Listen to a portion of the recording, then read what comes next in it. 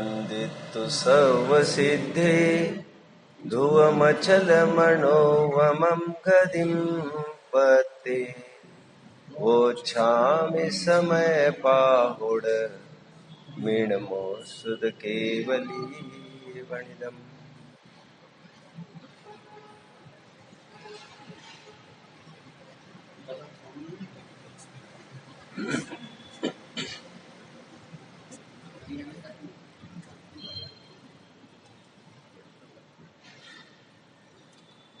मोक्ष के अभिलाषियों अथवा मोह क्षय के अभिलाषियों, ये दोनों शब्द एक ही है। मोह क्षय आप निरंतर बोलते जाते हैं तो मोक्ष है की धुन वहां पर अंकित होती है।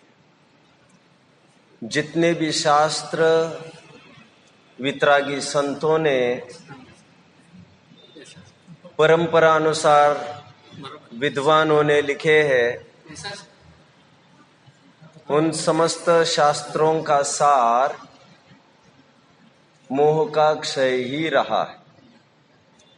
मैं 2-3 दिन पहले इस बात को कह रहा था कि बिल्ली कहीं से भी गिरे 4 पैरों के ऊपर ही गिरती है। शक्कर की डली कहीं से भी चकी जाए वो मीठी ही होती है। जिन वचन कहीं के भी हो वे वैराग्य के ही पोषक होते हैं, कुछ डायरेक्टली और कुछ इनडायरेक्टली। कुछ कषाय के अभाव के उपाय हुआ करते हैं तो कुछ कषाय को मंद करने के। और मैं मानता हूं कषाय की मंदता, कषाय को डैम्पन करना कषाय के क्षय की पूर्व अवस्था है। वितरागता की पोषक ही सच्ची जिनवानी कहलाती। ऐसा भी एक भक्ति की एक लाइन आती है। यहां तक कि मैं आपको कह दूं, जब कृष्ण अर्जुन को लेकर कुरुक्षेत्र के बीचों बीच खड़े हो गए जाकर, और अभी बारी थी कुछ करतब दिखाने की, तब अर्जुन के हाथ से अचानक बाण छूटने लग गए। अभी तो चालू होना था सब महाभारत महासंग्राम, और अर्जुन पूरी तैयारी से आया था। ऐसा होने पर भी जिन्होंने धनुष बाण चला चलाकर प्रत्यंचा को खींचते खींचते जिसकी उंगलियां पत्थर समान हो गई थी, गांडीव जिसको प्राप्त हुआ था, जिसका बस चले तो हजारों को मिनटों में ही कुचल डाले, ऐसी विद्याएं प्राप्त थी। लक्ष्य भेदी विद्या के धनी थे। ध्वनि आई और तीर चला दिया बिना देखे। इन सब क्वालिटीज के बावजूद अचानक उनके हाथ से बाण स्लिप होने लग गया। ऐसा क्या हो गया? आपने यदि गीता पढ़ी होगी तो गीता के बिल्कुल प्रारंभ के वचन है, और कृष्ण वहां पर नाराज हो गया अर्जुन से। अभी तुम्हारे कर्तव्यदारी को दिखाने का टाइम आ गया और तुम अचानक मुंह मोड़ रहे हो युद्ध से। What's wrong, what's wrong? हाथ जोड़कर अर्जुन खड़े हैं और अर्जुन एक ही बात कहते हैं। बोलिएगा जरा पहले वचन। भगवान, मुझे मोह ने ग्रस लिया है, कुछ उपाय करिए, कुछ उपाय करिए। अपनों को देखकर, खून के रिश्तों को देखकर, कोई होगा भाई, कोई होगा दादा, कोई होंगे गुरु हमारे, इन सब को देखकर हड़बड़ा गया अर्जुन। आज मैं वहां की मैं ये कहने नहीं बैठा हूं कि वो सब सत्य हुआ था, असत्य हुआ था। मैं झमेले में नहीं उलझना चाहता। मैं मतलब की जो बात कह रहा हूं उसको समझिए।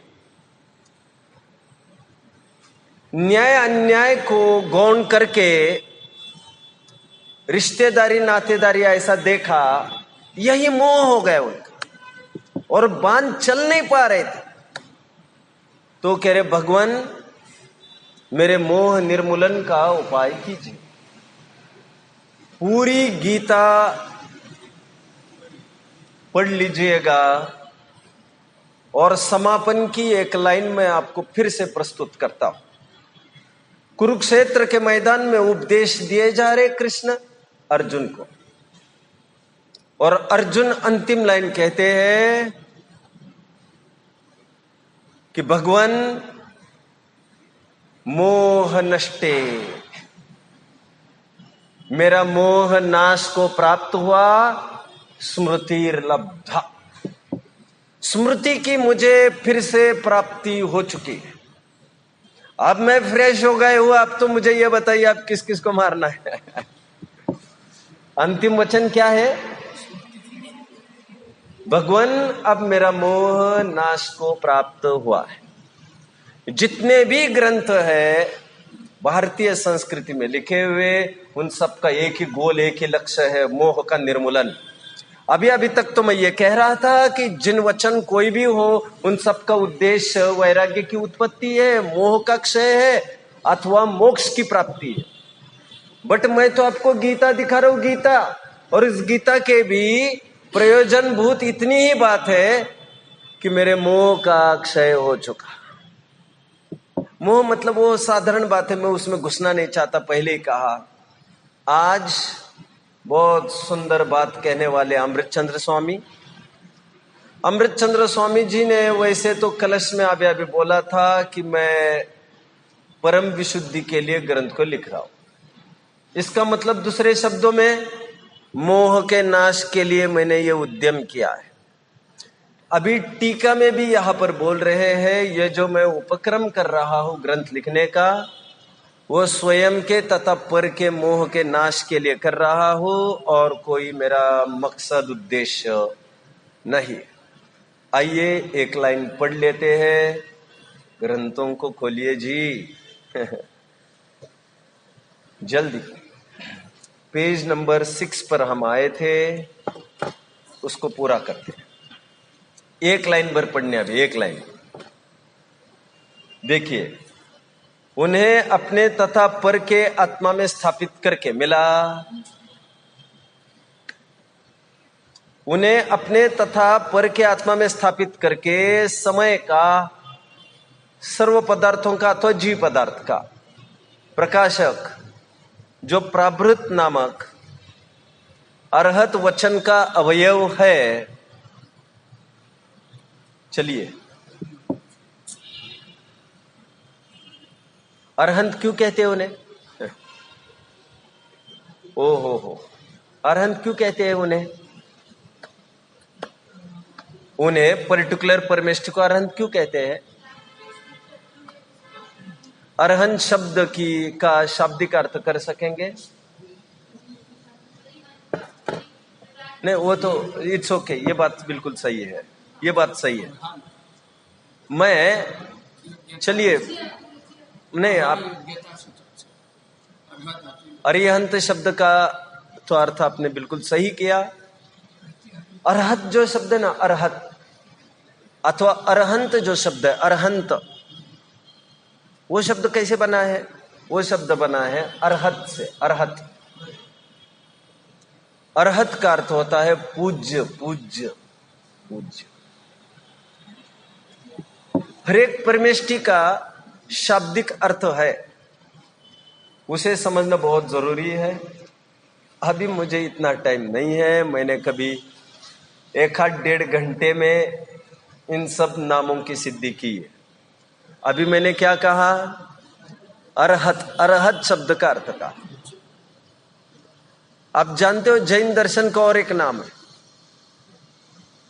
अरहत दर्शन, सुना है आपने? अरहत दर्शन, ख पर रेख, अरहत के द्वारा प्रतिपादित। अरहत मतलब पूज्य, इससे बना वर्ड अरहंत। एनीवे, क्या कह रहे हैं यहां पर? अरहत प्रवचन का अवयव है। क्या? यह ग्रंथ भगवान के वचन का अवयव है, अंश है। यह कहकर क्या कहना चाह रहे हैं? मैं अपने मर्जी से कुछ भी नहीं कह रहा हूं। माय लॉर्ड, मैं जो भी कुछ कहूंगा वो ऊपर से आई हुई बात को ही कहूंगा, उसके अलावा मेरे कल्पित कोई भी बात नहीं कहूंगा। अरहत प्रवचन का अवयव है, उसका अनादिकाल से उत्पन्न हुए अपने और पर के मोह का नाश करने के लिए परिभाषण करना। प्रयोजन क्या है? मेरा मोह का नाश होना ये मेरा प्रधान कर्तव्य है। साथ साथ किसी और का होता हो तो इट्स ओके, लेकिन किसी और के मोह के नाश का कंट्रीब्यूशन मुझे कुछ भी नहीं है, मुझे कोई लाभ नहीं है उसका। समझ में आया मैंने क्या कहा? मेरे वचनों को सुनकर, मेरे मतलब समझना, व्यवहार से कह रहा हूं, मेरे वचनों को सुनकर किसी के मोह का अभाव होता हो तो मुझे कुछ कंसेशन मिलता होगा? अरे कुछ तो बोलिए। मेरा कोई लाभ नहीं है उसमें। अभव्य आचार्य, फिर से अभव्य आचार्य उपदेश कर रहे हैं, उनके उपदेश को सुनकर कितने ही जन सम्यक दर्शन, आगे चलकर निर्वाण की भी प्राप्ति करते हैं, और उसको उनका क्या? इसलिए प्रधान काम क्या है? अपने मोह का नाश करना, और साथ में किसी और का भी नाश हो तो ठीक है। तो यहां पर कहा जा रहा है, इसी को कहते हैं ना तारण तरण। स्वयं भी तिरते हैं और दूसरों के तारने में भी निमित्त होते हैं। We rise by lifting others.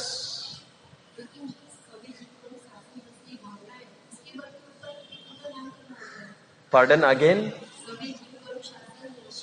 सभी जीवों का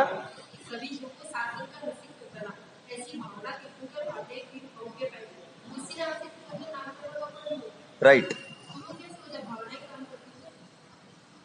भावना किस में काम कर गई साध्वी जी? तीर्थंकर नाम कर्म की प्रकृति के बंध में। जिस भाव से तीर्थंकर प्रकृति बनती है वो भाव भी है। जैन दर्शन, दूध का दूध, पानी का पानी। जिस भाव से तीर्थंकर प्रकृति बंधती है, जिस भाव से बंद होता है, बंद कोई भी हो, वो सब भाव परलक्षी है। परंतु भूमिका में ऐसे भाव सम्यक दृष्टि को आए बिना नहीं रहते, लेकिन वे उसे उपादेय नहीं मानते। अनाज के साथ, फसल के साथ साथ घास फूस भी उग आती है, लेकिन वो मूल प्रयोजन नहीं होता। तीर्थंकर प्रकृति बंध में भी कारणभूत वे परिणाम नहीं है कि सभी जीवों को रोटी, कपड़ा और मकान की व्यवस्था हो जाए। भावना इतनी, सभी जीवों को तत्व दृष्टि हो, सभी को तत्व ज्ञान हो। यही भावना, रोटी कपड़े मकान मिलने की भावना, ऐसी भावना है ही नहीं जिससे तीर्थंकर प्रकृति बनती हो। लेकिन वे भाव भी बंध के कारण है। समझ में आ रहा है जी? तीर्थंकर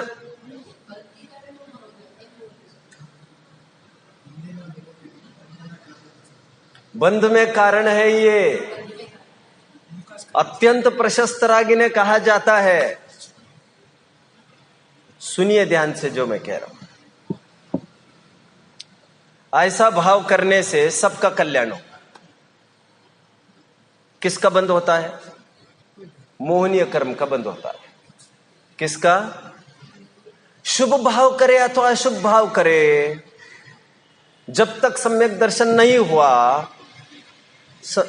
मिथ्यात्व की बात कर रहा हूं। शुभ भाव करे अथवा अशुभ भाव करे, जब तक सम्यक दर्शन नहीं होता, घाती कर्म की प्रकृतियां निरंतर बंधती रहती है।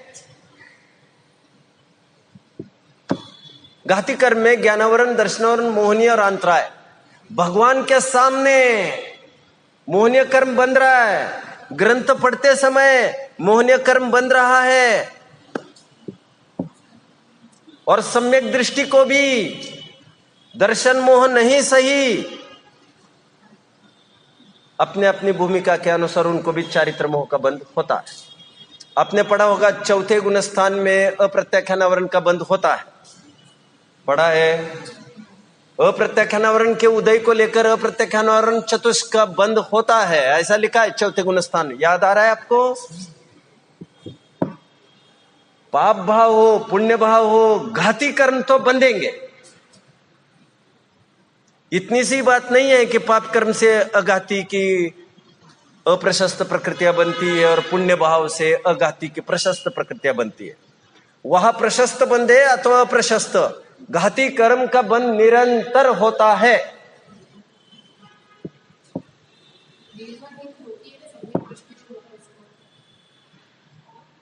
मुझे बहुत अच्छा लग रहा है कि आप फोकस्ड हो और आप प्रश्न पूछे जा रहे हो।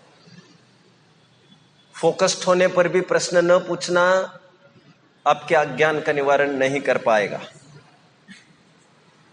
एनीवे, सॉरी, मैं प्रश्न भूल गया, बोलिए प्लीज अगेन।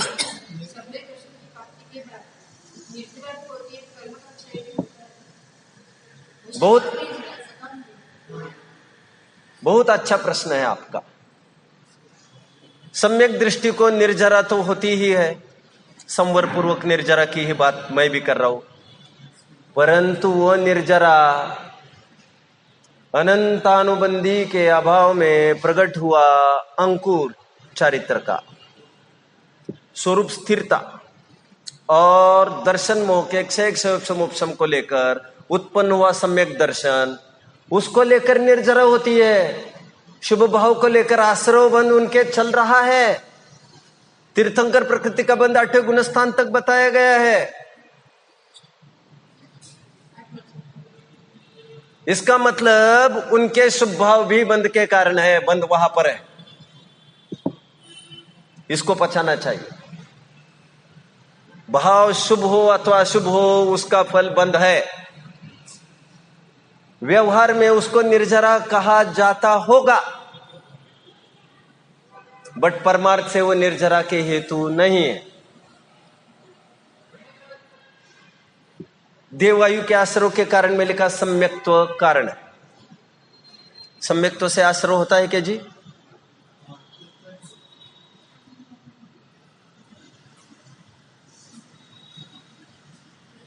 सम्यक्त्व से अगेन 6वें अध्याय का 20वां सूत्र होगा।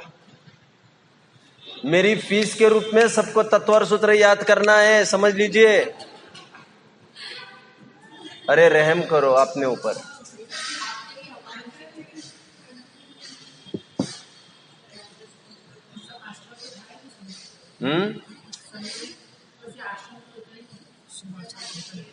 देववायु के आश्रव के कारण के रूप में सराक संयम संयम सवे मकाम निर्जर बाल तप कहा। उसके साथ और एक सूत्र आया सम्यक्त्वम च, आया या नहीं? 6वें अध्याय का 20वां 21वां होगा, नहीं है? Are you sure? 20वां 21वां सराक संयम संयम संयम के आगे पीछे देखिए।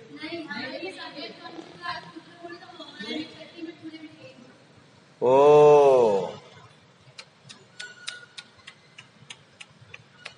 बहुत बड़ी चीज है ये तो भाई।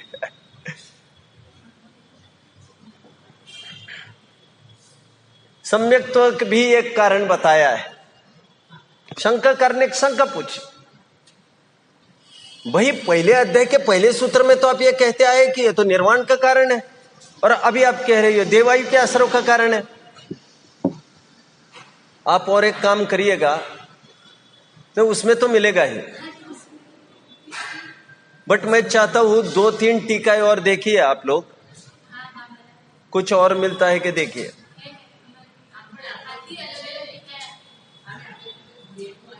अनेक अनेक पाठांतर होंगे, टीकाएं होगी, देखिए जरा, बहुत दमदार सूत्र है सम्यक्तम च, है ही ना, वो तो है ही। अब मैं जो हाँ, कोई बात नहीं, कोई बात नहीं। अब मैं जो कह रहा हूं ध्यान से सुनिए। वहां पर प्रश्न उत्पन्न हुआ कि सम्यक तो निर्वाण का कारण है, आप आश्रव का कारण कैसे कह रहे? तो वहां पर उत्तर दिया, सम्यक्त्व के साथ रहने वाला जो शुभ भाव है वह देवायु का आश्रव है। इसका मतलब मनुष्य, सम्यक्ति मनुष्य मर के देवायु को ही प्राप्त, देवायु ही बांधता है। हम सहचर राग का आरोप सम्यक्त्व पर कर रहे हैं, ऐसा उन्होंने खुलासा किया वहां पर। इतना समझ में आ रहा है सबको? उपचार का कथन, उपचार सहचर धर्म कहते हैं, साथ में रहा तो उस पर आरोप कर दिया। गुंडों के साथ एक आध दो अच्छे भी लोग रहते, उन पर गुंडेपने का आरोप होता है। A man is known by the company he keeps, जैसी संगति बैठी है वैसे ही फल दीन।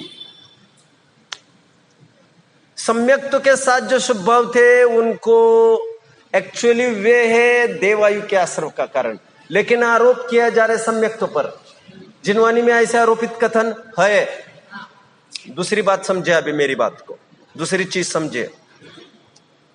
9वां अधिकार में निर्जरा के कारण कहे तपसा निर्जराच, और तब भी गिनाए अंशन और मोदर्यादि, हा या ना?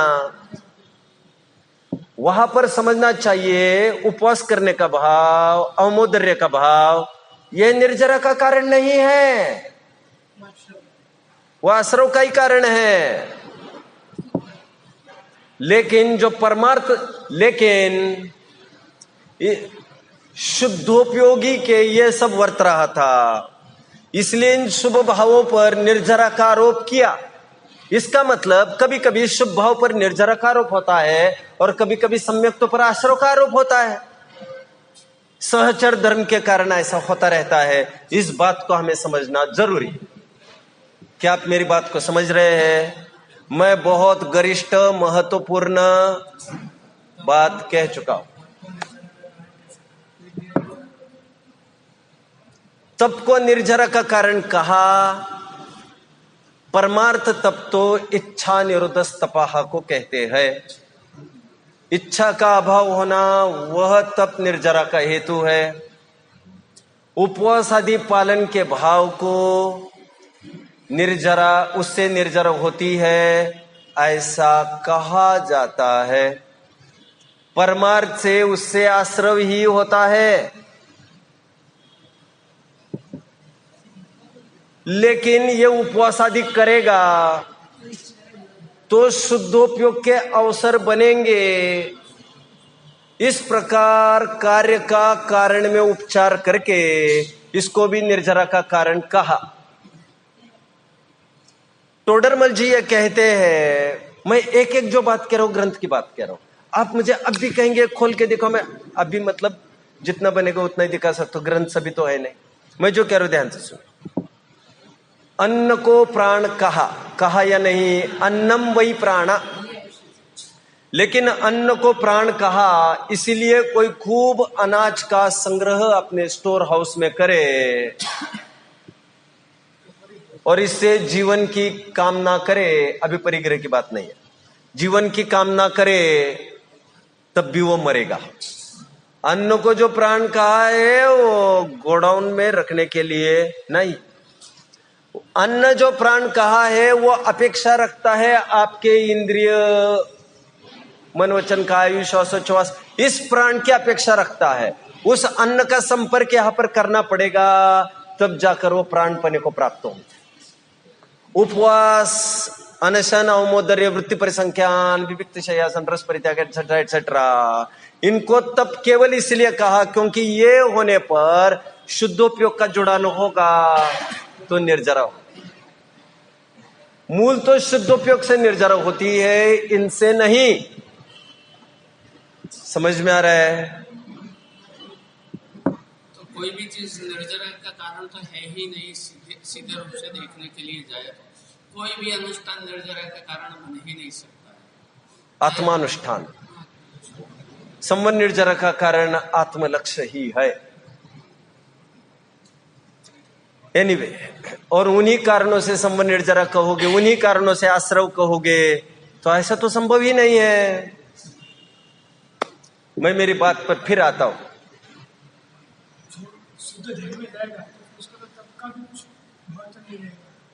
ज्ञानी को उपवास की इच्छा नहीं है। ज्ञानी को एक, ये भी औपचारिक कथन है, ज्ञानी को एक शुद्धोपयोग की इच्छा है, भोजन करके करे या बिना करके करे।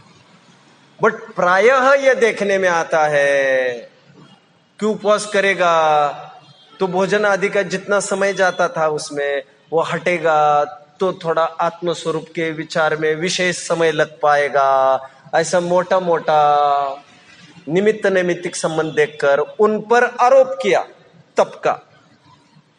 लेकिन परमार्थ से उपवास करके भी शुद्धोपयोग की प्राप्ति नहीं की तो उस पर आरोप भी नहीं आया, उपचार भी नहीं हुआ। इच्छा निरुद्ध तपः, यह परमार्थ परिभाषा है। एक ही संघ में दो मुनि थे, आचार्य ने बुलाया, कम हियर। क्या बात है, सामयिक में तुम झपक रहे थे बहुत, और आप भी सामयिक में झपक रहे थे। एक 25 साल का था नौजवान और एक था 65 साल का। 65 साल वाले को यह कहा आप में थकान हो रही है, कमजोरी आ रही है, इसलिए निद्रा हो रही है, आपको कल से आहार करने के लिए जाना है जी, उपवास नहीं अभी। दूसरे मुनि को कहा बहुत खा पी के आता है ये और यहां पर सोता है, 2 उपवास होंगे आपके, और ये दोनों तप कर रहे हैं, एक जन भोजन करके और एक जन भोजन ना करके शुद्धोपयोग की प्राप्ति की चेष्टा कर रहे हैं। हालांकि शुद्धोपयोग होगा, आरोप तो तभी आएगा, खाने का हो अथवा न खाने का हो। इतने तीर्थंकर हुए,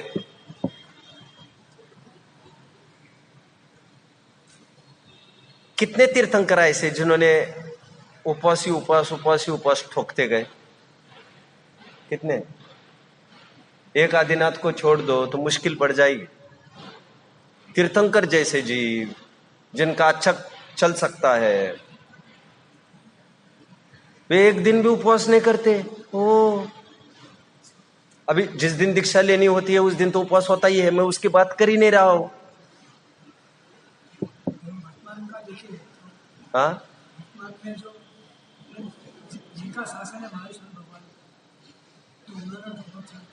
मुझे बोलने तो दो, मैं बोल रहा हूं। उन्होंने जो उपवास किए महाराज जी, पारना हुआ, चंदन बाला वगैरह, मैं घुसना नहीं चाहते, 165 दिन आदि आदि आदि आदि आदि, वो दीक्षा होने के बाद की बात नहीं थी। दीक्षा होने के बाद क्योंकि स्पिरिट है नया नया, एक भी तीर्थंकर उपवास नहीं करते।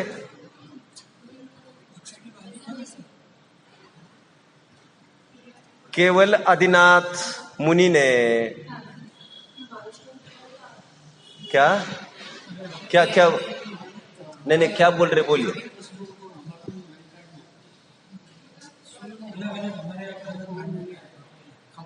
क्या मान्यता है?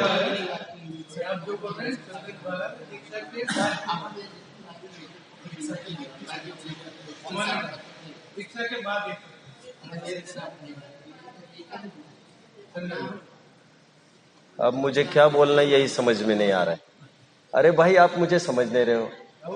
मैं ये कह रहा हूं, दीक्षा होते ही तीर्थंकरों ने उपवास नहीं किए, महावीर ने जो उपवास किए वो दीक्षा के काफी टाइम बाद।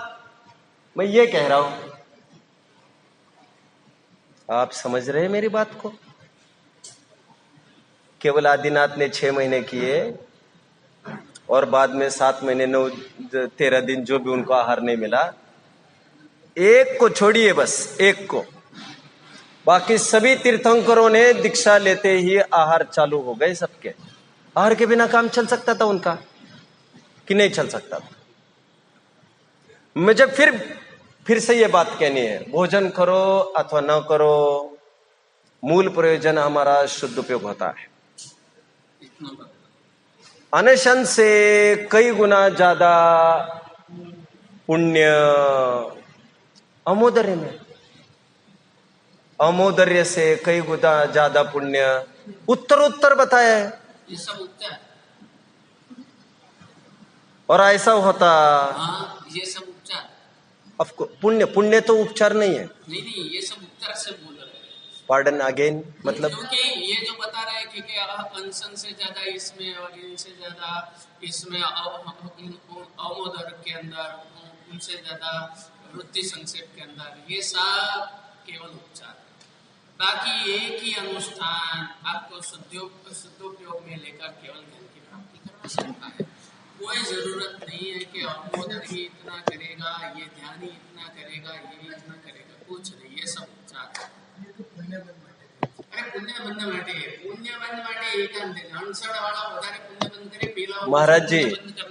महाराज जी वो क्या कह रहे हैं वो तो सुनो जी। हाँ। वो ये कह रहे हैं जो मैं कह रहा था, उससे पुण्य बंद होता है, ये औपचारिक कथन नहीं। उससे धर्म होता है, उससे निर्जरा होती है, औपचारिक कथन ये हो गया। अनशन अवमोदर्य पुण्य बंद के लिए मैं नहीं बोल रहा हूँ, अधिक पुण्य बंद होता नहीं, ये औपचारिक है। क्यों जी? क्यों जी तो वो अनशन वाला और अवमोदरी वाला, दोनों में से अनशन वाले का भाव इतना बढ़ गया है तो वो पुण्य बंद जरूरी थोड़ी ना कि अवमोदर में ही पुण्य बंद ज्यादा होगा। अनशन से ज्यादा कठिन अवमोदर्य होता है। पार्डन? भूमिका के अनुसार होता है, किसी को नहीं तो उसमें भी तकलीफ होती है, इसमें तकलीफ नहीं होती। देखो किसी को, देखो ग्रंथों में ऐसे भी उल्लेख है जिसे उपवास बनता ही नहीं, जिससे उसे दंड के रूप में उपवास बोलते ही नहीं है आचार्य, उसे कायोत्सर्ग दे देते हैं बड़ा। 324 श्वासोच्छ्वास प्रमाण, उसको उपवास नहीं बोलते। वो केसेस अलग है। उत्तर तप में पुण्य की अधिकाई होती जाती है। अंतरंग तप लिखे ही इसलिए बाद में, स्वाध्याय को इसीलिए परम तप कहा ही है, और ध्यान को समस्त धर्मों में मुख्य कहा ही। जितनी भी शरीर की क्रियाएं बाहर हो रही है 12 तपों में, वे सब बहिरंग तप है, और जितनी भी विशुद्धि हो रही उन सबको लेकर यह अंतरंग तपना है। यह भी उपचार, शुद्धोपयोग अंदर में जो हुआ वो परमार्थ से निर्जरा का कारण है। ध्यान से सुनिए मेरी बात को। एक आदमी था, उसका हाथ फ्रैक्चर हो गया, क्या करना पड़ेगा? झट से उत्तर आया दिमाग में, बोलिए, प्लास्टर करना। लेकिन प्लास्टर ध्यान से सुनिए, लेकिन प्लास्टर उसका उपाय नहीं था। तो एक स्थान पर हाथ रखना ये उसका उपाय था। अब जो मैं कह रहा हूं ध्यान से सुनिए। कई सदाचारी लोग जो अशुद्ध दवाइयों के त्यागी होते हैं, मैंने यहां तक देखा है वे प्लास्टर नहीं करते। वे कहते हाथ नहीं हिलाना है ना, वो हो जाएगा। वो लकड़ी वकड़ी कुछ बांध देते हैं, मैं उलझना नहीं चाहता ज्यादा, गले में कुछ बांध देते हैं और हाथ को नहीं हिलाते हुए। प्लास्टर मूल में कारण नहीं है, हाथ न हिलाओ तो हड्डी अपने आप जुड़ जाएगी, ये उसका साइंस है। परंतु सुनिए, परंतु अधिकांश लोग 1000 में से 999 लोगों की ऐसी सामर्थ्य होती ही नहीं है। वो हिलते डुलते सोते समय वो तो हिलेंगे ही। तो कहा बाबा तू प्लास्टर लगा ले, झंझट नहीं। प्लास्टर मतलब ये 12 तप है जिससे शुद्धोपयोग की प्राप्ति के अवसर बढ़ते हैं। आम जनों में इसके बिना शुद्धोपयोग करना आम जनों के बस की नहीं है, इसलिए ये कारण कहे जाते हैं। बट कोई पुरुषार्थी जीव हो तो उसको इसकी कोई जरूरत नहीं, जैसा मैं बोल चुका। बोलिए। इसका मतलब कठिनाई के आधार पर पुण्य बल होता है। जैसे बिल्कुल बिल्कुल ऐसा ही है। काम और शिखर जी में जाता है तो शिखर जी की यात्रा का ऐसा कह सकते हैं। नहीं, मैं अभी उस दिशा में नहीं जाना चाहता। कठिनाई नहीं, वो तो एक अलग बात है, वो चढ़ाई वढ़ाई की बात है, वो अलग प्रकार की बात है। कोई भी कठिनाई देखो देखो, नहीं, बात कठिनाई में वहां से नहीं बात कर रहा हूं कि ये पहाड़ कठिन है आदि, ऐसा नहीं। ऐसा नहीं, मैं ये कह रहा हूं अनशन से अपेक्षा, अनशन की अपेक्षा अमोदर्य करने में मोह को कंट्रोल करना ज्यादा जरूरी होता है। भोजन नहीं करना तो निपट जाता है, लेकिन सब कुछ आ गए, सब कुछ आ गया और तुम्हें यह बताया गया है कि तुम्हें भूख से कम खाना है, तो दैट इज अ बिट। आप समझ रहे मेरी बात को? खैर, हमारा प्रकरण यहां से चालू हुआ। प्रश्न था साध्वी जी का, तीर्थंकर प्रकृति बंदी, उन्होंने दूसरों के दर्शन विशुद्धि, विनय संपन्नता आदि आदि आदि, इसका सूत्र है ना, तीर्थंकर प्रकृति के आश्रम के कारण। तो यह सब शुभ भाव किए, स्वयं के दूसरों के मोह के नाश की कामना करना, यह शुभ भाव है। और आचार्य देव कहते हैं मैंने ग्रंथ क्यों लिखा है? स्वयं के तथा दूसरों के मोह के नाश के लिए लिखा है। तो है ही शुभोपयोग में खड़े हुए आश्रम वाला। हाँ, वो तो उसमें कोई बात नहीं है। आगे बढ़ते हैं। देखिए, मैंने यह कहना चाहा कि मोह का अभाव ही समस्त ग्रंथों का मूल होता है। महाराज जी एक दिन कह रहे थे कि ये जो आप स्यादवाद कहते हो उसका अर्थ एक बार करिए। मैं लगे हाथ उसका अर्थ स्पीडीली कर देता हूं। जिनवानी स्तुति के रूप में हम बोलते हैं कर्म के अवसान का, वो वर्ड सुना है आपने? उसका मतलब क्या है जी? जड़ कर्म चेतन बंध का, और कर्म के अवसान का। अवसान मतलब अभाव, अभाव। जिनवानी ने क्या क्या बताया? स्याद्वाद नय षट द्रव्य गुण पर्याय और प्रमाण का वस्तु स्वरूप बताया। जड़ कर्म चेतन बंध का और कर्म के अवसान का, कह कर स्वरूप यथार्थ जग का जो किया उपकार है। उपकार की चर्चा, परस्पर उपग्रह जीवानाम की चर्चा मैं करूंगा तीसरी गाथा में, वहां पर मैं चाहूंगा। अभी आइए अपने प्रकरण में, पेज 6 पर मैं खड़ा हूं। देखिए, मोह का नाश दर्शन मोह हो सकता है तो चारित्र मोह हो सकता है, कुछ भी समझ लीजिएगा। जो मिथ्यात्व हो उसके दर्शन मोह का नाश होगा, जो ऑलरेडी सम्यक्त्व हो उसके मोह का नाश का क्या काम है? क्या मोही है क्या मुनिराज? हाँ, चारित्र मोही। चलिए, वह अरहत प्रवचन का अवयव अनादि निधन परमागम शब्द ब्रह्म से प्रकाशित होने से मिला।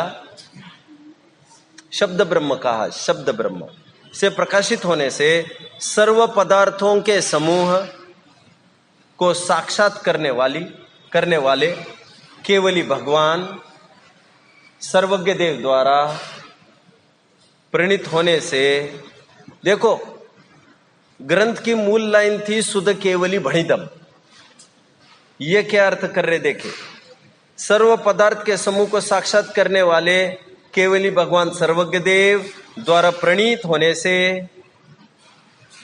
और केवलियों के निकटवर्ती साक्षात सुनने वाले तथा स्वयं अनुभव करने वाले श्रुत केवली गणधरों के द्वारा कथित होने से प्रमाणता को प्राप्त है। सामान्य बात है, आगे बढ़ लेता हूं। यह अन्यवादियों के आगम की भांति छद्मस्त अल्पज्ञानियों की कल्पना मात्र नहीं है कि जिससे अप्रमाण हो। भावार्थ स्पीडीली पढ़ूंगा, पहले 8-10 लाइन्स। गाथा सूत्र में आचार्य देव ने वक्षा में कहा है, इसका अर्थ टीकाकार ने वच परिभाषणे धातु से परिभाषण किया है।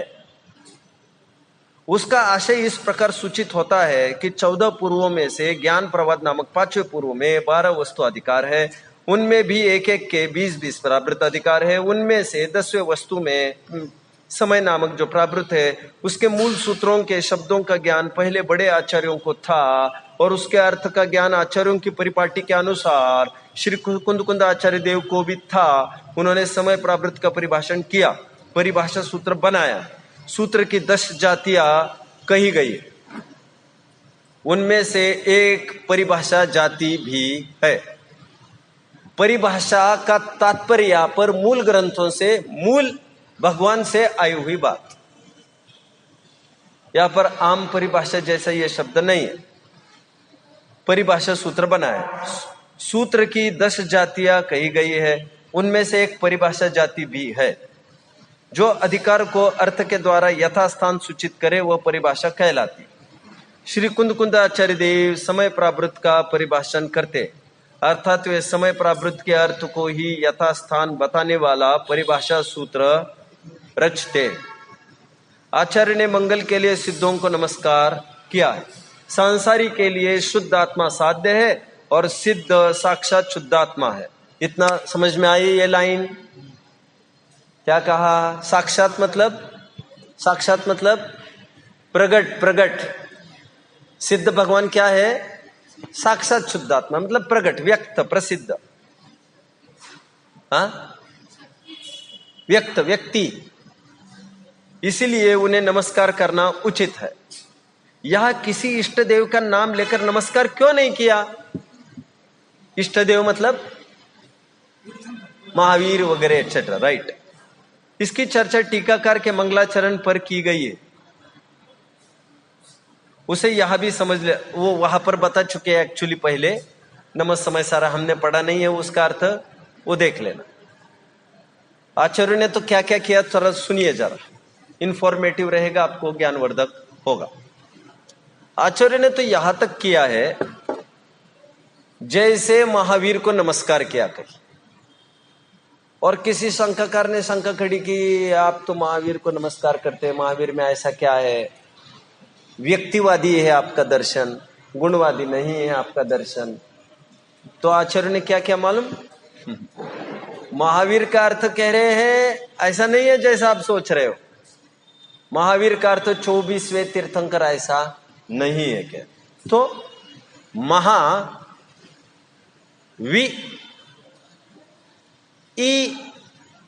रम ऐसा इसका अर्थ होता है। मतलब महान तथा विशेष रूप से लक्ष्मी। किसका सूचक होता है? लक्ष्मी का सूचक, लक्ष्मी।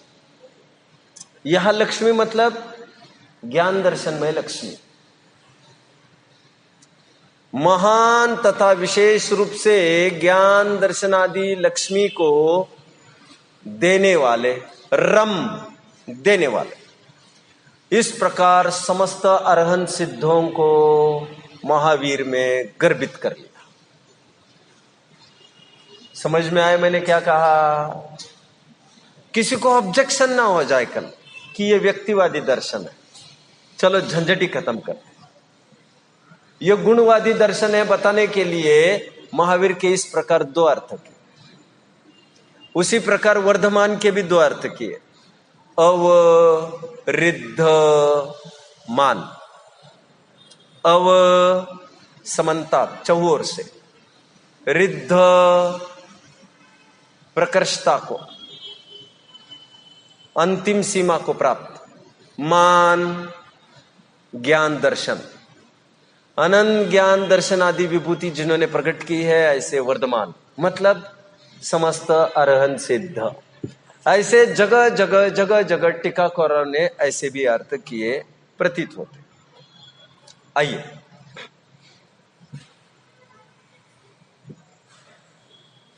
सिद्धों को सर्व विशेषण देकर यह अभिप्राय बताया है कि सिद्ध अनंत है।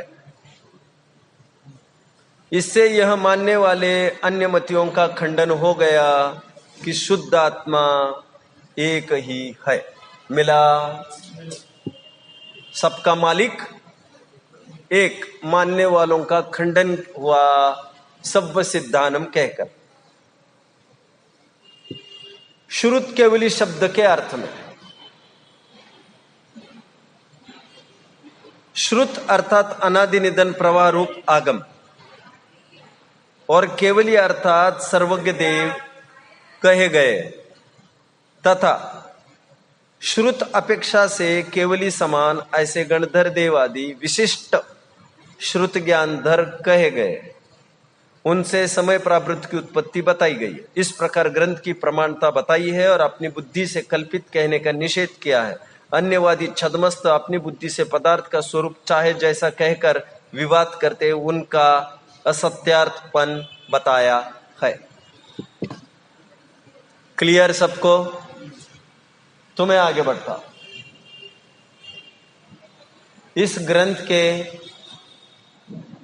अभिधेय संबंध और प्रयोजन तो प्रकट ही है। अब ये तीन टर्म्स क्या है मैं थोड़ा उसे बताता हूं। तीन टर्म्स कौन से? अभिधेय, संबंध और प्रयोजन। शब्द को कहते हैं अभिधान, वाच्यभूत पदार्थ को कहते हैं अभिधेय। ऐसे वाचक वाच्य का संबंध होता है। हम वाचक कहेंगे, तुम समझना वाच्य। अभिधेय जो कहना चाहते हैं। संबंध शब्द में वाचक और वाच्य में निमित्त नैमित्तिक संबंध भी दिखाया जा रहा है। और प्रयोजन, प्रयोजन वितरागता की प्राप्ति पर्याय से कहो तो, और स्वभाव से कहो तो स्वभाव की प्राप्ति। द्रव्यार्थिक नय से क्या प्रयोजन है हमारा? स्वभाव की प्राप्ति, जीव की प्राप्ति। पर्यायार्थिक नय से क्या प्रयोजन है हमारा? संवर निर्जरा, मोक्ष की प्राप्ति। इस प्रकार दोनों कथन चलते हैं।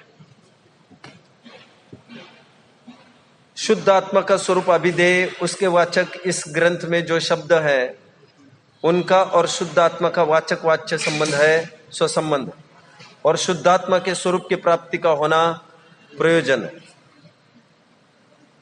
ये कंप्लीट हुआ। पहली गाथा कंप्लीट विथ अमृतचंद्र स्वामी जी की टीका। बट जैसे आचार्य देव भी कुछ कहना चाहते हैं, आइए उनको भी थोड़ा देख लेते हैं। तात्पर्य वृत्ति हिंदी पेज नंबर 7 मिला। मैं सीधा ये पढ़ रहा हूं। अब सर्वप्रथम गाथा के पूर्वार्ध में मंगल के लिए इष्ट देवता को नमस्कार कर और उत्तरार्ध में समयसार ग्रंथ का व्याख्यान करने की प्रतिज्ञा का अभिप्राय मन में धारण कर इस प्रथम सूत्र का प्रतिपादन करते हैं। वंदित्तु, ये छोड़िए इसको।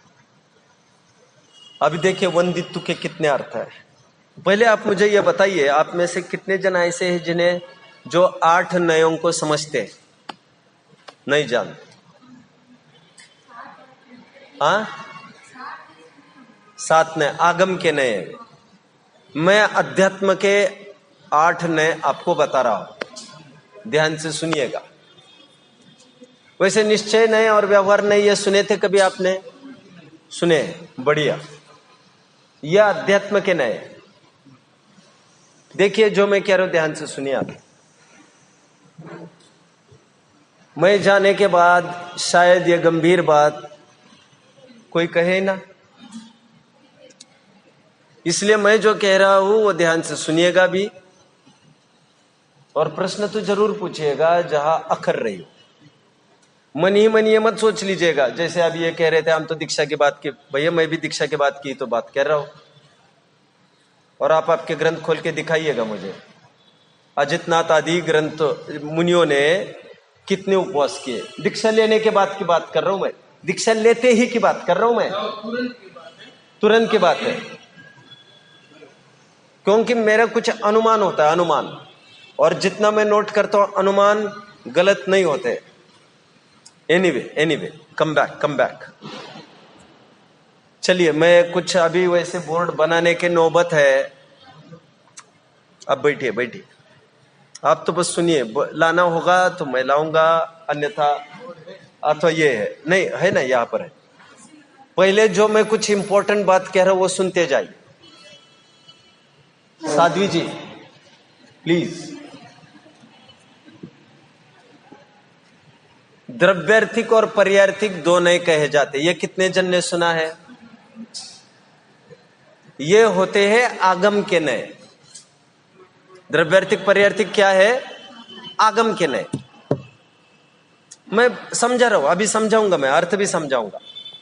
और निश्चय और व्यवहार अध्यात्म के नए बताए जाते। मैंने पहले दिन मैंने आगम और अध्यात्म का अर्थ बताया था। जहां पर आत्मा का अधिकार हुआ अध्यात्म, और जहां पर 6 द्रव्यों का निरूपण है वो आगम। जहां 6 द्रव्यों का निरूपण होता है, ऐसे ग्रंथों में द्रव्यार्थिक और पर्यार्थिक नयों का सद्भाव पाया जाता है। और जो आत्म केंद्रित ग्रंथ होते हैं वहां पर निश्चय और व्यवहार नए के प्रयोग पाए जाते हैं। कोई समझ रहा है मुझे? अभी समझाऊंगा। साध्वी जी,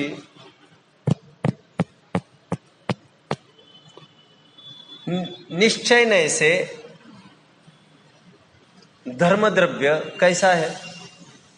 नित्य है या अनित्य?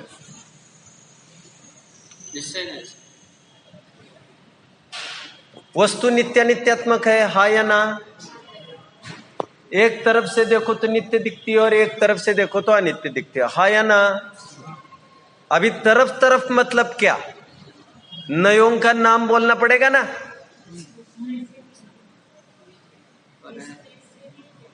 शाबाश। अब ऐसा ही उत्तर मुझे चाहिए था, मैंने ये नहीं कहा उत्तर सही है, बट इसी लाइंस पर मुझे उत्तर चाहिए था, राइट।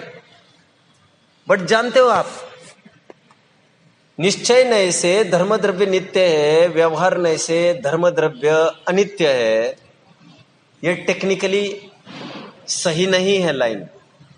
तो जब भी धर्म अधर्म आकाश काल द्रव्य में नए लगाने हैं, अथवा पुद्गल में, 5 द्रव्य में, तो आपको द्रव्यार्थिक पर्यार्थिक लगाना चाहिए, निश्चय व्यवहार नहीं, राइट। ये मार्के की बात कहे जा रहा हूं मैं। और जब आत्मा की बात आती है, अच्छा मुझे ये बताइए आप, आत्मा कौन से नए से नित्य और कौन से नए से अनित्य है? बताइए।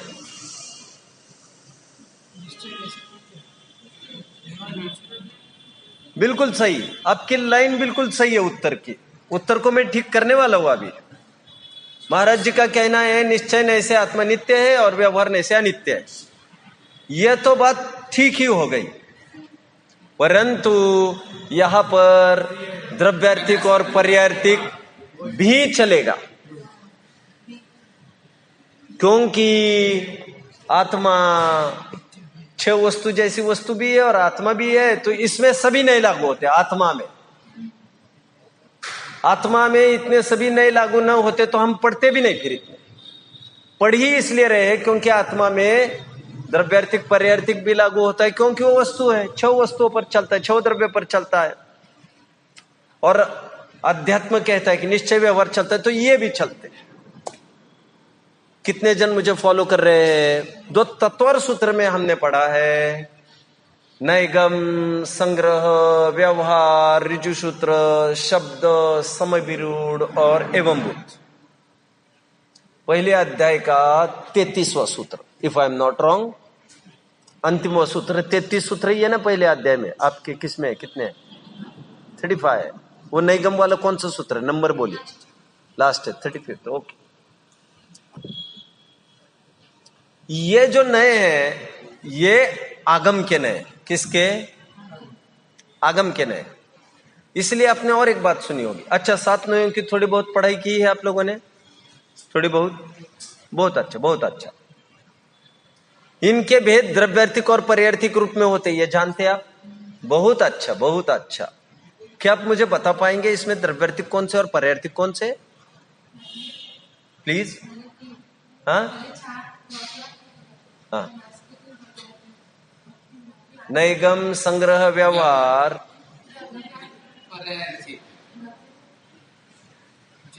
चौथा नए ऋजु सूत्र, ये पर्यार्थिक नए। हाँ?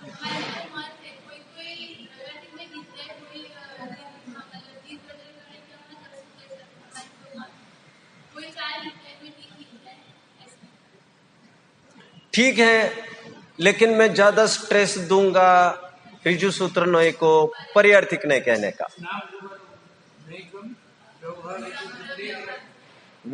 नैगम, संग्रह, व्यवहार, ये 3 नए द्रव्यार्थिक नए और बाकी 4 पर्यार्थिक नए। ठीक है, मैं इसकी चर्चा करने भी नहीं वाला हूं। अभी मैं आज चर्चा करूंगा आपको अध्यात्म के नयों की, निश्चय और व्यवहार की। आप ऊपर लिखिए नए, ऊपर लिखिए नए। मैं थोड़ी देर में बता दूंगा आपको ये क्या है क्या नहीं, वो कर लेंगे बात। आपको क्या चाहिए भैया? आपको विजय जी भाई ने भेजा है, उनको बोल देना कि रख दिया है, पहुंच गया है, बोल देना।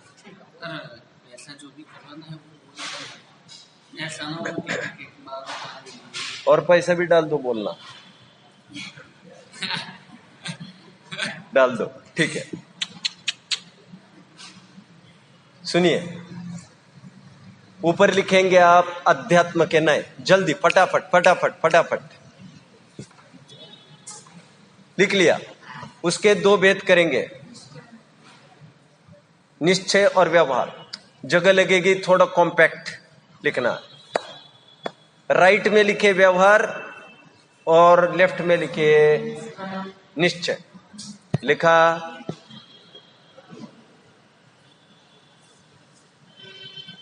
व्यवहार के 4 भेद लिखे। अभी व्यवहार के 4 भेद लिखिए। पहला व्यवहार लिखिए, एक के नीचे एक लिखना, 1 2 3 4, इनफ स्पेस चाहिए। उपचरित असद्भूत व्यवहार नए। दूसरा नए, अनुपचरित असद्भूत व्यवहार नए।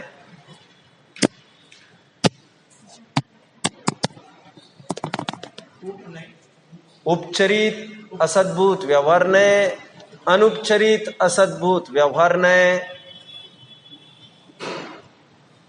उपचरित सद्भूत व्यवहार नए। तीसरा, चौथा, अनुपचरित सद्भूत व्यवहार नए।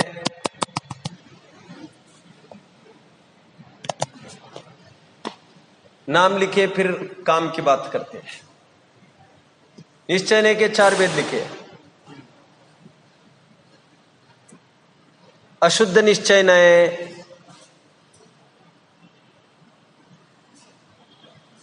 एक देश शुद्ध निश्चय नए, अशुद्ध एक देश शुद्ध, साक्षात शुद्ध निश्चय नए या परम शुद्ध निश्चय, सॉरी नो, नहीं, साक्षात शुद्ध निश्चय। हाँ तीसरा। निश्चय का 4 है ना, कौन कौन सा? पार्डन अगेन क्या? फिर से निश्चय। निश्चय नहीं के 4 भेद। अशुद्ध निश्चय नय, एक देश शुद्ध निश्चय नय, साक्षात शुद्ध निश्चय नय और परम शुद्ध निश्चय नय।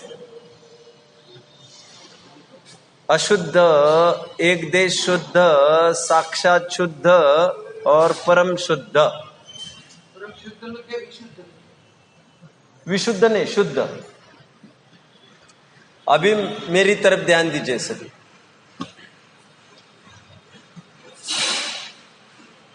इन नयों के स्वरूप में आपको बता देता हूं।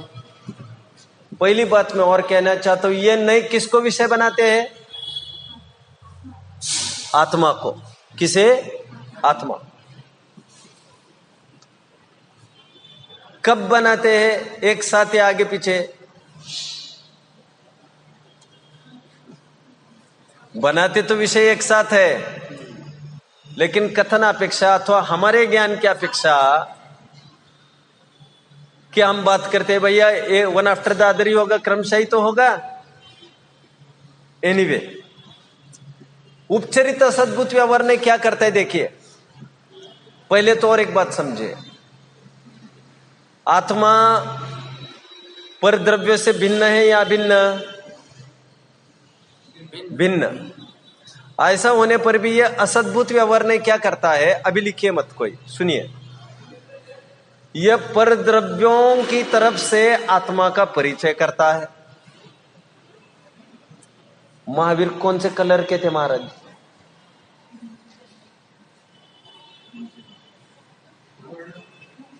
अभी इतना टाइम लिया, मतलब दाल में तो कुछ काला है, अब जाल फेंकने की सोच रहे। बड़े बढ़िया बढ़िया, हो गया हो गया हो गया। 24 तीर्थंकरों में ऐसा आता है कि कितने 16 कंचन वर्णी, 2 हरे, 2 पीले, 2 नीले, 2 काले, 2 जो भी होंगे ऐसे वर्णन आते हैं। मैंने पूछा महावीर भगवान कौन से वर्ण वाले थे? एक मिनट, मैंने एक लाइन, दूसरी लाइन, महावीर भगवान किन के पुत्र थे, उनके माता पिता कौन थे? 2 लाइन्स में कह रहा हूं। पहली लाइन, महावीर भगवान के माता पिता कौन थे? पहली लाइन। तो आपको कुछ परिचय कराना पड़ेगा कि वे सिद्धार्थ पुत्र थे, त्रिशला पुत्र थे, कहना पड़ेगा। महावीर का परिचय माता पिता की तरफ से कराया, और दूसरी लाइन में कंचन वर्णी कहकर आपने उस जीव का परिचय शरीर की तरफ से कराया। पहला परिचय, जीव का परिचय माता पिता की तरफ से कराया, दूसरा जीव का परिचय अपने शरीर की तरफ से कराया। इस प्रकार जीव का परिचय पर द्रव्यों की तरफ से कराया गया। और ग्रंथों में ऐसा आता है, नहीं तो सीधा ये कहते कौन किसका भाई, कौन किसकी बहन, यार तुम क्या बात कर। लेकिन प्रथमान योग में ऐसा बोला जाता है, आदिनाथ की पत्नी का नाम, फिर उनके पुत्र इतने थे, उनके ऐसे थे, फैमिली बताई जाती। तो ये कथन व्यवहार से सत्यार्थ है। ये सब व्यवहार के कथन होते हैं, समझ में आया? यदि ये कथन न करते तो परिग्रह त्याग, अपरिग्रह महाव्रत, परिग्रह परिमाण व्रत, ब्रह्मचर्य महाव्रत, स्वदार संतोष व्रत, इसकी तो परिभाषा ही नहीं हो सकती थी। समझ में आ रहा है? कुछ पकड़ में आ रहा है?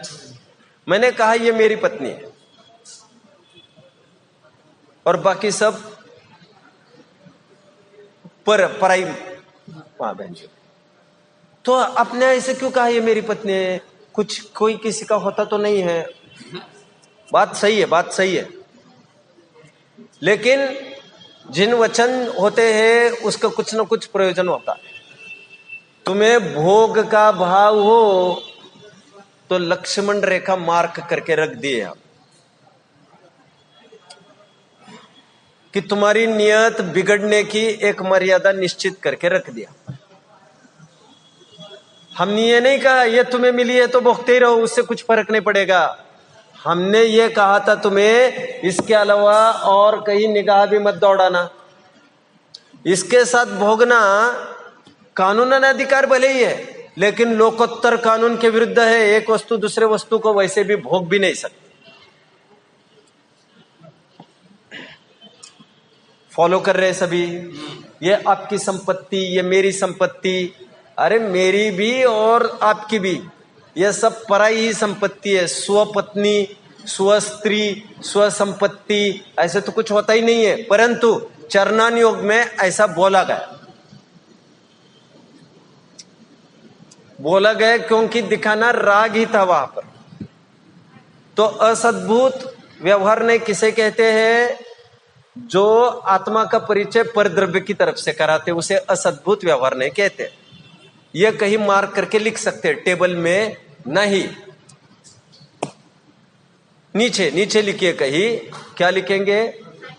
असद्भुत व्यवहार ने आत्मा को पर द्रव्यों से संयुक्त देखता है। आप ऐसे लिख लीजिए। असद्भुत व्यवहार ने आत्मा को पर द्रव्यों से संयुक्त देखता है। ठीक है, अभी मेरी तरफ ध्यान दीजिए। हाँ नहीं सॉरी, असद्भुत आई एम टॉकिंग अबाउट। अभी मैं बात करूंगा, अभी बात करूंगा। हाँ ना, पर द्रव्यों की तरफ से परिचय कराया, जीव को पर द्रव्य संयुक्त दिखाया, ये नहीं दिखा देता है। हम कैसे कहेंगे भरत जी 6 खंड के मालिक है, नवनिधि 14 रत्न के मालिक है? ये तो बोल ही नहीं सकते, कोई किसी का है ही नहीं। तो जिनवानी में क्यों लिखा? अरे भैया इतनी संपत्ति छोड़ के वे चले गए, तेरे पास तो कुछ भी नहीं है। ये कैसे दिखाते फिर हम? क्या दिखाने के लिए? वैराग्य दिखाना है, वैराग्य। तो पहले स्थापना की और फिर उच्छेद कर दिया। समझ में आया? स्थापना की मतलब व्यवहार ने कहा ये इनके है, और फिर उच्छेद किया मतलब निश्चय ने ये कहेगा अरे परमार्थ से तुम्हारा कोई नहीं रहता। लेकिन दोनों की अपनी अपनी वैल्यू है। समझ में आ रहा है? न तो चोरी की परिभाषा ही नहीं कर सकेंगे। मैं तो कभी कभी ये कहता हूं, ध्यान से सुनिएगा,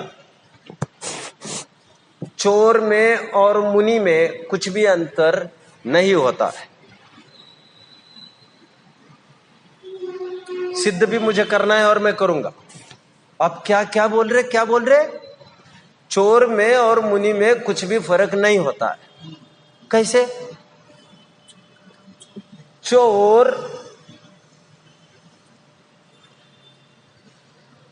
अपनी संपत्ति अपनी मानता है, दूसरों की संपत्ति भी अपनी मानता है, दोनों संपत्ति को समान मानता है, लेकिन समान रूप से उपादेय मानता है। फर्क तो इतना पड़ा।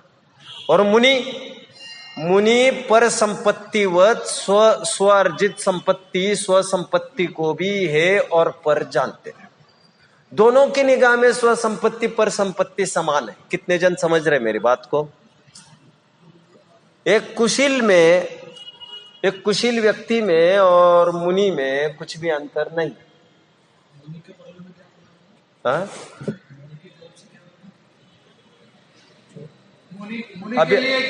अभी समझ में आएगा, अभी इसमें समझ में आ जाए कैसे समान है और कैसे समान है दोनों। कुशीली स्व स्त्री समान पर स्त्री को भी उपादेय मानता है, और मुनिराज पर स्त्री समान स्व स्त्री को भी त्याज्य अभोग्य मानते।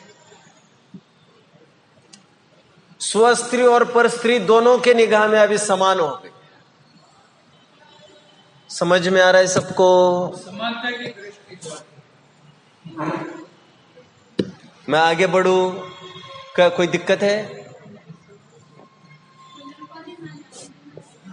साध्वी जी क्या बात है? समानता कैसे थी? उपाधि की दृष्टि नहीं देखो, उपाधि की समानता और हे की समानता, दोनों की समानता नहीं। मैंने जो कथन किया है मुनि में और चोर में अंतर नहीं, ये विरोधाभास अलंकार है। ऊपर से लगता है अरे ये क्या बोलने वाले, लेकिन अंदर में देखो तो ऐसा कुछ नहीं। लेकिन मैं आपको कंसेप्ट का ज्ञान करा रहा हूं, शायद आप समझ रहे हो। अब मैं क्या कह रहा हूं ध्यान से सुनिए, और मैं ये क्यों कह रहा हूं ये भी सुनिए। 8 ने बीच में क्यों खोल कर बैठा ये पिटारा?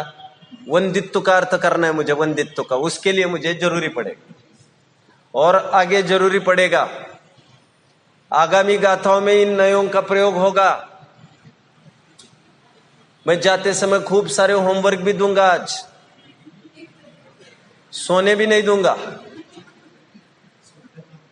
और सोते तो वैसे भी आप नहीं हो। देखिए, असद्भुत व्यवहार ने मतलब शब्द कैसे बना? असत्ताभूत, जो सत्ता में ही नहीं है ऐसी चीज। शरीर और मां बाप, सोने का शरीर हो अथवा त्रिशला सिद्धार्थ हो, कोई भी सत्ता में है क्या? महावीर के जीव के नहीं, इसलिए असद्भुत व्यवहार नहीं। परंतु दो प्रकार के संयोगों में कुछ फर्क है। एक दूरवर्ती संयोग है और एक नजदीकवर्ती संयोग है। कौन से नजदीकवर्ती संयोग है? अरे आपका ध्यान नहीं है महाराज जी, अभी बोल रहे हैं, मैंने पूछने के बाद।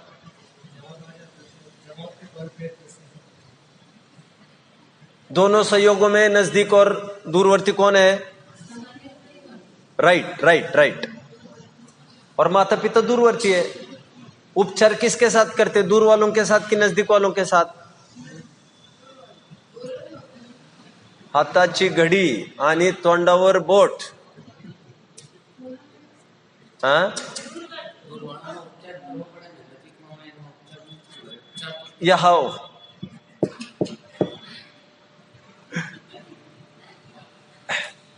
चलिए, उपचार किसके साथ करते जी? देखो तुम्हारा सुनकर बोले मजा चला जाता है ये।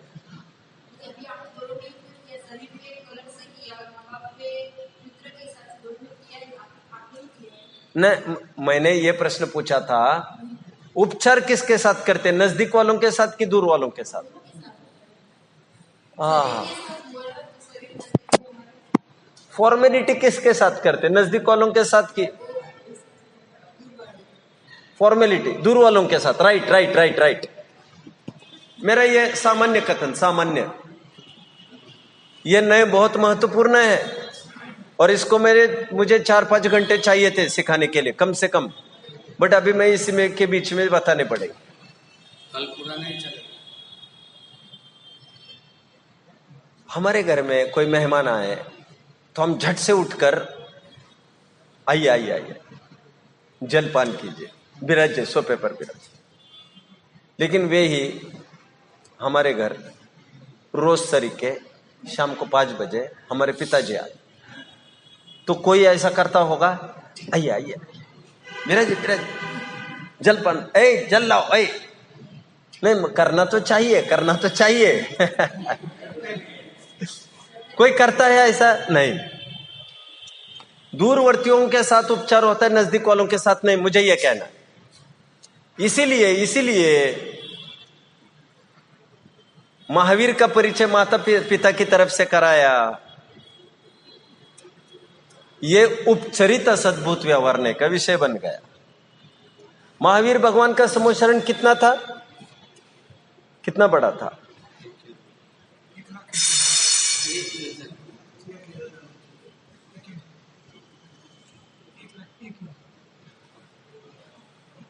एक लाख योजन तो जम्बूद्वीप होता है। हमने कहा महावीर का समोशरण 1 योजन था, वो जीव का परिचय कितना बाहर से करा दिया। अच्छा, अरहंतों के कितने गुण होते हैं साध्वी जी?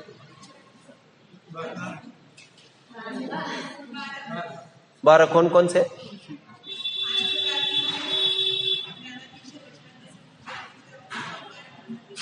8 प्रात्याहार्य और 4 अतिशय, 4 अतिशय और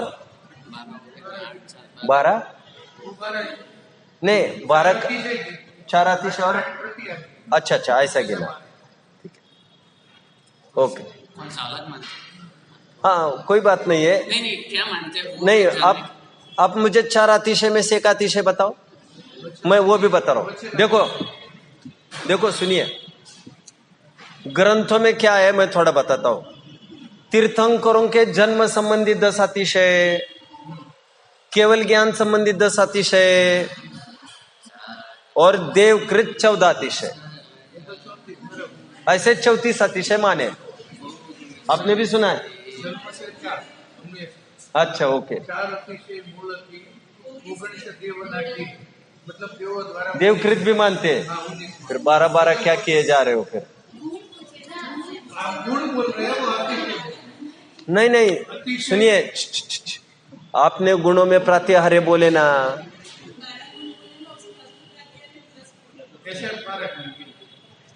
आपने गुण में प्रात्याहार्य गिना दिए ना। सुनिए तो ठीक उसी प्रकार गुणों में अतिशय भी गिनती में आते हैं और इस प्रकार अरहंतों के 46 गुण बताए हैं। मैं अभी झगड़े में नहीं पड़ना चाहता, मैं क्या कह रहा हूं ध्यान से सुनिए। महावीर भगवान का अतिशय क्या कहा सुनिए, 100 योजन तक दुर्भिक्षता का अभाव, सुना है? बस अभी मुझे इसी से काम चलाना, बाकी जाने जो होगा सो। महावीर भगवान जन्म में क्या अतिशय होता है जी? 100 योजन तक दुर्भिक्षता का अभाव।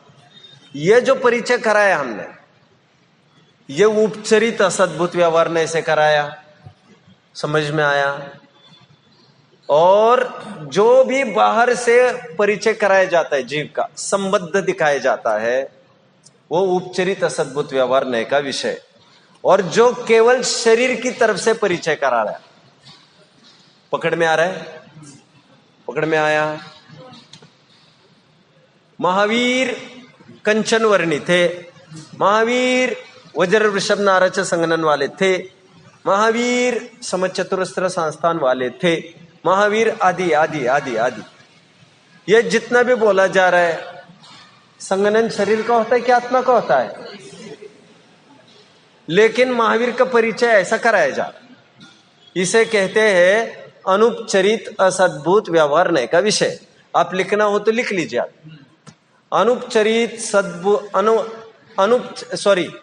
उपचरित असद्भुत व्यवहार नय का विषय, उपचरित असद्भुत व्यवहार नय का विषय शरीर के अलावा जो बाहर के संयोग होते हैं उनकी तरफ से वे, आप शॉर्ट फॉर्म में लिखे बस, जैसे कपड़े, बीवी, बच्चे, मकान, दुकान, राज्य, प्रॉपर्टी आदि, ऐसा परिचय करा।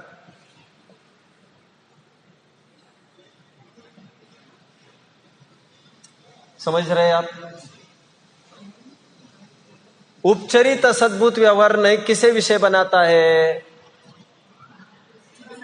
पर द्रव्यों बनाता खरेखर विषय तो आत्मा को ही है, लेकिन वो पर द्रव्यों से इंटैक्ट, पर द्रव्यों से संबद्ध दिखाता है। मैं उपचार का कथन कर रहा हूं, लेकिन वे कौन से पर द्रव्य? शरीर तो नजदीकी पर द्रव्य है, शरीर के अलावा जितने दूरवर्ती पर द्रव्य है उनसे संयुक्त दिखाता है।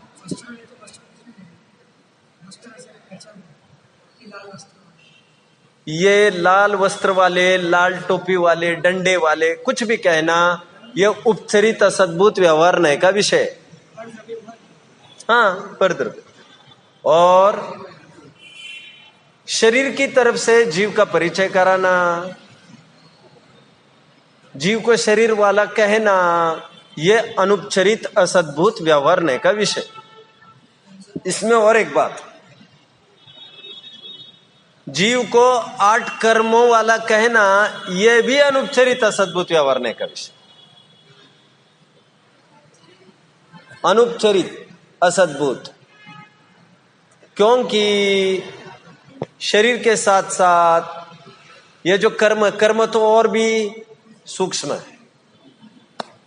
शरीर तो फिर भी छोड़ जाता है, कर्म तो साथ में फिर भी विग्रह गति में साथ चले जाते हैं। जो नजदीकी है, नजदीकी संबंध, वो अनुपचरित। तो इसमें आ गया द्रव्य कर्म और नो कर्म, और उपचरित सद्भुत में आया उपचार का नो कर्म, बाहरवर्ती पर द्रव्य। समझ रहे हैं मेरी बात को साध्वी जी? आप समझ रहे हैं? क्या समझ रहे और क्या नहीं, ये तो बताइए।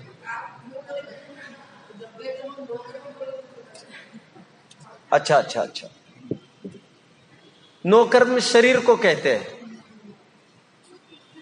नो कर्म शरीर को कहते हैं। और बाह्य वस्तुएं, जैसे उस दिन कोई कह रहा था ना, शरीर को नो कर्म कहते हैं। आप में से कोई कह रहा था साधु? हाँ हाँ, ईशत कर्म में कह रहा था। मैं ये कह रहा था उस दिन, बाहर के वस्तुओं को उपचार से नो कर्म कहते हैं। सच पूछो तो शरीर ही नो कर्म होता है। और आपको झगड़ा नहीं चाहिए तो सीधा लिखो, दूरवर्ती पर द्रव्य उपचरित सद्भुत व्यवहार का विषय, और नजदीकवर्ती पर द्रव्य मतलब ब्रैकेट में लिखो शरीर और कर्म। यह अनुपचरित सद्भुत व्यवहार का विषय। अभी जीव ने तीर्थंकर प्रकृति बांधी, हमें कर्मों का त्याग करना है, यह सब कथन अनुपचरित सद्भुत व्यवहार के। त्याग करने की भी बात इसमें शामिल हो जाती है। हाँ, कोई भी चीज उठाते समय, रखते समय महाराज जी, परिमार्जन तो होना ही चाहिए, आदान निक्षेपण समित। अभी ये कोई ये कहेगा भैया हम तो परद्रव्य को छूते ही नहीं है, उठाते ही नहीं, रखते नहीं, तो चरणान योग नहीं चल पाएगा। नहीं, इसमें तरकीब से सोचना पड़ेगा। पर द्रव्यों के साथ संबंध अब जोड़ रहे, ग्रंथों को उठाने की बात कर रहे, तो ये हो जाएगा उपचरित सद्भुत व्यवहार का विषय। और यदि हाथ हिलाने की तरफ संकेत है आपका, तो अनुपचरित सद्भुत व्यवहार का विषय। ग्रंथ पर द्रव्य है, राइट, दूरवर्ती पर द्रव्य, दूरवर्ती पर द्रव्य, समीपवर्ती पर द्रव्य। अब ये एक्चुअली क्या है, सही कहूं क्या, ये बेस तो क्लियर चाहिए, तो फिर वो मजा आता है। और बोलिए।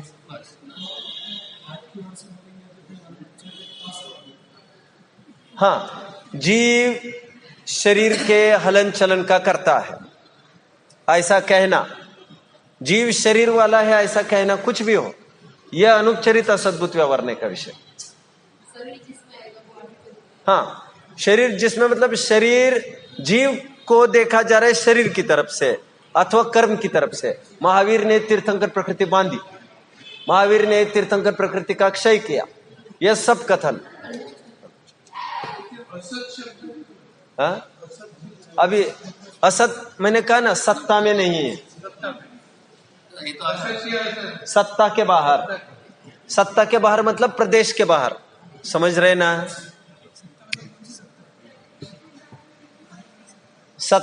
असद्भुत का मतलब क्या कहा मैंने? सत्ता के बाहर। सत्ता मतलब आत्मा के जो प्रदेश है उससे बाहर है, वो परद्रव्य है ना भैया। सत्ता के बाहर, सत्ता मतलब अपना अस्तित्व में थोड़ी घुसते हुए। बोलिए।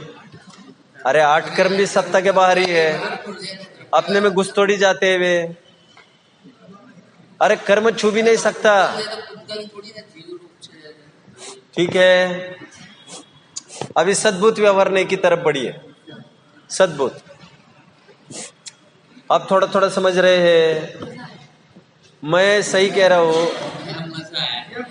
ठीक है, सुनिए, मैं सही कह रहा हूं साध्वी जी। मजा लाने के लिए इसे कम से कम 10 घंटा चाहिए। इतनी एक्सरसाइज कराता हूं मैं, इतनी एक्सरसाइज, मतलब उदाहरण देता हूं ग्रंथों के। जैसे अब बहुत संक्षेप में पढ़ा रहा हूं मैं। अभी आगे मैंने बोला, ये कौन से नए का कथन हो गया? आप पकड़ रहे बात को?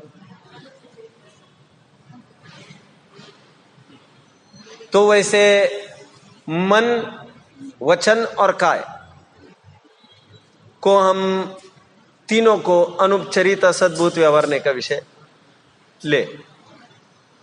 तो मैंने बोला यह भी अनुपचरित असद्भुत व्यवहार का विषय।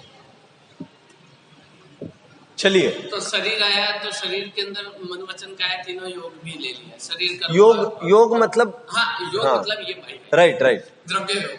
तो ये जो भी कुछ जिनवाणी में कोई भी कथन है वो किसी ना किसी विवक्षा से ही है। सो रहा हूं अलग हो गया अभी, हाँ नहीं, सो रहा हूं भी कदाचित चलेगा, काया से ही आया, बिल्कुल अनुपचरित असद्भुत। और भोजन किया में थोड़ी विवक्षा आएगी। जैसे मैंने भोजन किया मतलब वो थाली के माल की तरफ संकेत है। मैंने उस जलेबी को भोगा, तो ये डायरेक्ट संबंध जोड़ा है अपने बाह्य परद्रव्य से, तो ये उपचरित असद्भुत व्यवहार। मैंने जलेबी खाई ये बोला और मैंने भोजन किया। देखो एक बात समझ कर रखो, मेरे को ऐसा लग रहा है कि भोजन किया उसमें तो आप सामान्य रूप से बोल रहे हैं, तो उसमें केवल शरीर के ओर से जा रहा है। और जलेबी खाई तो जलेबी एक पदार्थ को लेकर जब बोला है तो वो चरित्र में नहीं आएगा। नहीं, बात एक पदार्थ अथवा अनेक पदार्थ की नहीं है यहाँ। नहीं, स्पेसिफिक जब बोला नहीं, बात स्पेसिफिक अनस्पेसिफिक की नहीं है यहाँ। बात आप आपके ज्ञान में किससे संबंध रिलेट कर रहे हो, बाह्य पदार्थ से या इस एक्टिविटी से, तो उससे वो नहीं तय होगा। हाँ, अभी आपके दिमाग में यदि भोज्य सामग्री को भक्षण करने की बात आ रही होगी तो ये हो गया उपचरित असद्भुत व्यवहार नहीं कर सकता। और बाह्य पदार्थ को उपलक्ष्य में रखकर किया तो वो अनुपचारित है, नहीं उपचारित। और बाह्य पदार्थ को लक्ष्य में रखे बिना जो किया है, मैंने खाना खाया तो उसमें क्या होगा? बाह्य पर पदार्थ और नजदीकी पर पदार्थ, दोनों पर पदार्थ है। तो मैंने हाथ हिलाया, मैंने हाथ नीचे किया, ये जितनी भी ये सब बातें ये अनुपचरित असद्भुत व्यवहार नहीं का कथन। तो भोजन क्या कहना मुझे ज्यादा ठीक लग रहा है उपचरित असद्भुत व्यवहार नहीं। अनुपचरित में कैसे आएगा? अनुपचरित में ऐसा आएगा यदि शरीर के एक्टिविटीज की तरफ संकेत चल रहा है और उसके कर्ता कहने की बात चल रही है। अच्छा, कर्ता मानना नहीं है, कर्ता मानना सुमिथ्यात्व, एक देखना सुमिथ्यात्व, केवल कहने की बातें हैं नए। मतलब कहना और देखना, देखना मतलब ज्ञान, समझ में आ रहा है। मानना मिथ्यात्व होता है। मैं 3 लाइन कह रहा हूं, ध्यान से सुनिए।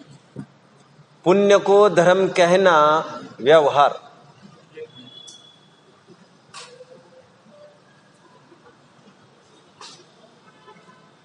पुण्य को धर्म कहना व्यवहार, पुण्य को पुण्य कहना ब्रैकेट में लिखे बंद का कारण कहना निश्चय, और तीसरा पुण्य को धर्म मानना। उनको सब आता है साध्वी जी, हाँ। पुण्य को धर्म मानना मिथ्यात्व, इन तीनों वस्तुओं को अच्छे से समझ लीजिए सभी। कहने में मिथ्यात्व नहीं होता, मानने में मिथ्यात्व जरूर होता है। पुण्य में धर्म मानना मिथ्यात्व। आई थिंक मुझे बस करना चाहिए, कल ले लेंगे। 2 नए केवल हुए हैं आपने, शेष चर्चा कल करेंगे। ये सब वंदित्व के लिए चल रहा है मेरा, फिर वंदित्व का मैं कुछ अर्थ विशेष रूप से कल करूं। हाँ, 2 नए करूं। Man is not a machine. नहीं, चलो मैं कर लेता हूं।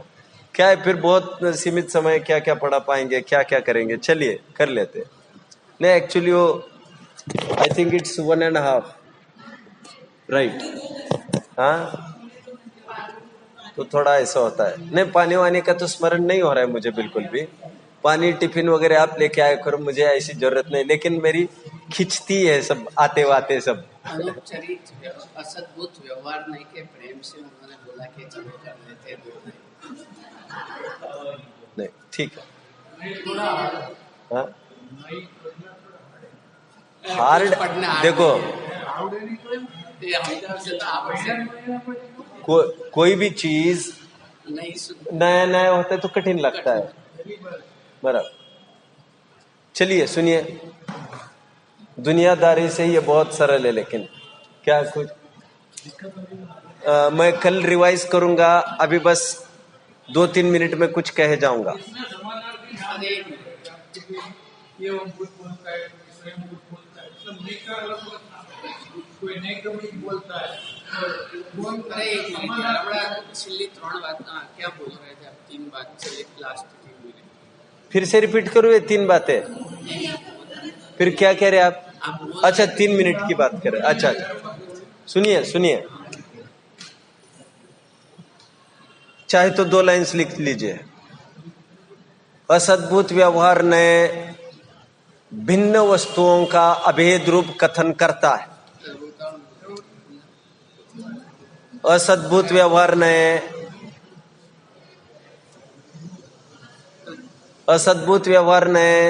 भिन्न वस्तुओं का अभेद रूप कथन करता है। आगे लिखिए, अथवा जानता है। मैं ऐसे क्यों कहा?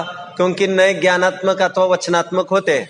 असद्भुत व्यवहार नहीं, भिन्न वस्तुओं का अभेद रूप कथन करता है अथवा जानता है। ये तो जानता है, हर जगह लगाते रहिए आप। और सद्भुत व्यवहार ने क्या करता है? भिन्न वस्तुओं का अभेद रूप कथन करता है।